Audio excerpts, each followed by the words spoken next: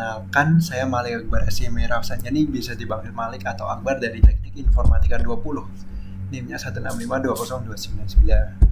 Nah, di sini saya akan menjelaskan materi TFT ketiga sebagai tugas trainer kedua.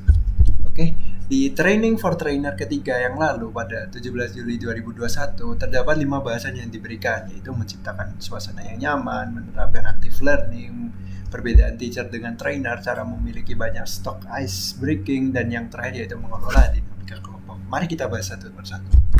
Oke, yang pertama yaitu menciptakan suasana yang nyaman. Nah, hal ini merupakan hal yang cukup menantang ya, di mana kita perlu membuat peserta dapat belajar secara lancar, berbagi, saling menghormati, dan tidak merasa takut ketika berpendapat.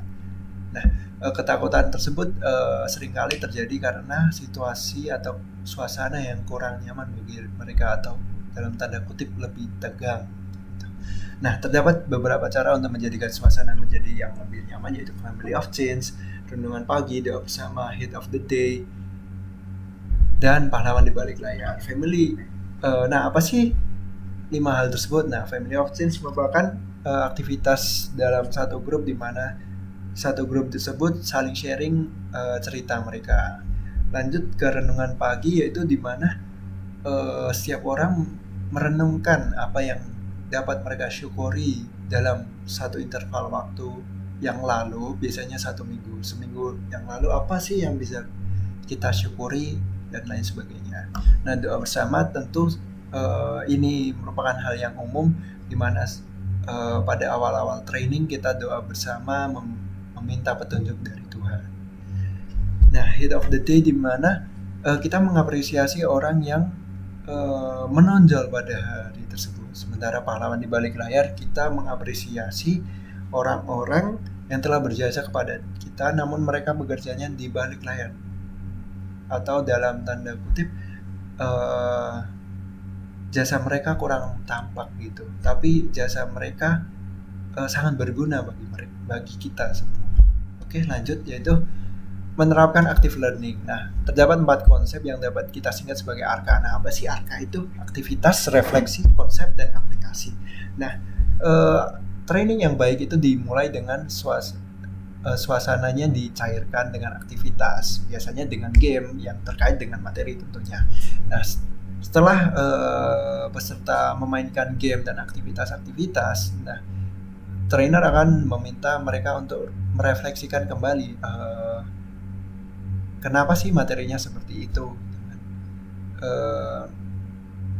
apa pelajaran yang dapat dan lain sebagainya. Nah, lanjut ke sesi konsep, di mana trainer akan memasukkan materi pada sesi ini setelah adanya refleksi. Nah, trainer akan memancing para peserta untuk menggali lebih lanjut pelajaran yang didapat, informasi yang didapat. Nah, setelah informasi dan pelajaran telah didapat, maka trainer akan mendorong para peserta untuk mengaplikasikan materi yang telah diberikan dan mengajak mereka menerapkan materi tersebut tentunya di kehidupan mereka masing-masing. Oke, lanjut, yaitu perbedaan teacher dengan trainer. Nah, apa sih perbedaan antara keduanya? Nah, itu bisa dilihat pada ciri pembelajaran antara keduanya. Itu kalau teacher itu metodenya ceramah dan satu arah. Nah, kalau trainer itu metodenya itu mendorong peserta untuk aktif dan memancing peserta untuk menemukan pelajaran dan membuat kesimpulan mereka masing-masing. Nah, tentunya sesuai dengan guideline yang telah diberikan. Nah, sementara teacher itu fokus pada peserta yang menonjol. Kalau trainer itu memberi kesempatan pada peserta-peserta yang kurang aktif, di mana nantinya pelajaran akan lebih tersebar secara merata kepada orang-orang atau peserta-peserta yang kurang aktif juga. Nah, lanjut ke teacher, itu alur pembelajaran mengalir tanpa direncanakan secara matang. Sementara kalau trainer, alur pembelajaran itu direncanakan secara matang. Seperti setelah sesi A itu sesi B, dan setelah sesi B itu sesi C. Nah, setiap sesi itu juga direncanakan apa yang akan dilakukan pada sesi tersebut, apa yang akan dilakukan jika situasi genting atau situasi mendadak terjadi dan lain sebagainya. Oke, lanjut, yaitu trainer bertanya kepada peserta. Seperti yang telah saya sebutkan tadi, bahwa trainer itu mendorong dan memancing para peserta. Nah, bagaimana sih cara memancing dan mendorong tersebut? Ya, yaitu salah satunya yaitu dengan bertanya. Senjata fasilitator adalah pertanyaan, tanpanya akan menjadi penceramah atau teacher seperti yang saya sebutkan tadi. Nah, ada 3 manfaat yang dapat didapat ketika trainer bertanya kepada peserta, itu meningkatkan partisipasi peserta dan mengurangi dominasi fasilitator. Mengapa hal ini penting? Ketika partisipasi peserta itu tinggi, maka pelajaran atau informasi itu akan lebih tertanam kepada para peserta. Selanjutnya yaitu meningkatkan ownership dan mengurangi resistensi. Hal ini penting di mana kepemilikan terhadap suatu training itu tidak hanya kepada trainer, tapi juga seluruh peserta juga. Dan yang terakhir yaitu mengonfirmasi sebuah pesan dan gagasan. Nah, hal ini penting di mana trainer akan berusaha untuk memastikan apakah materi yang saya berikan itu sudah sesuai atau apakah yang ditangkap peserta itu sudah sesuai dengan materi yang ingin saya berikan. Gitu.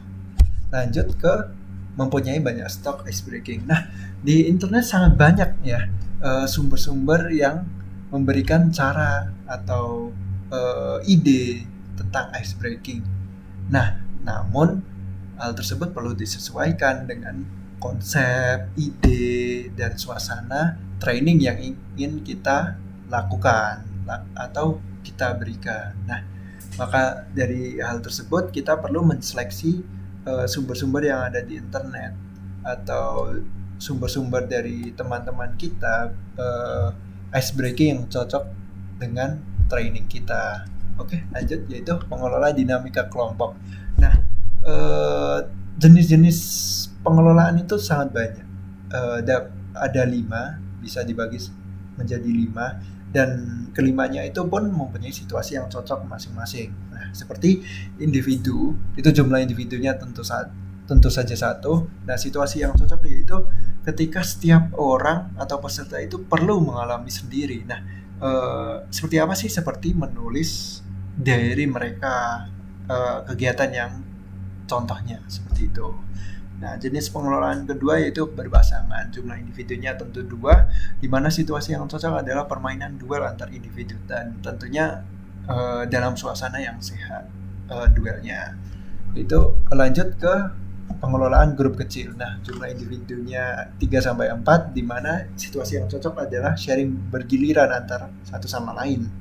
Nah, jenis pengelolaan yang selanjutnya itu grup sedang, di mana tugas yang diberikan itu tugas yang cukup berat sehingga perlu dikerjakan oleh 5-10 orang secara satu kelompok. Nah, jenis pengelolaan terakhir yaitu grup besar dan kelas, di mana grup besar tersebut akan dibagi menjadi 2 kelompok dan mereka akan saling duel dan tentunya dalam situasi yang sehat. Jumlah individunya lebih dari 10.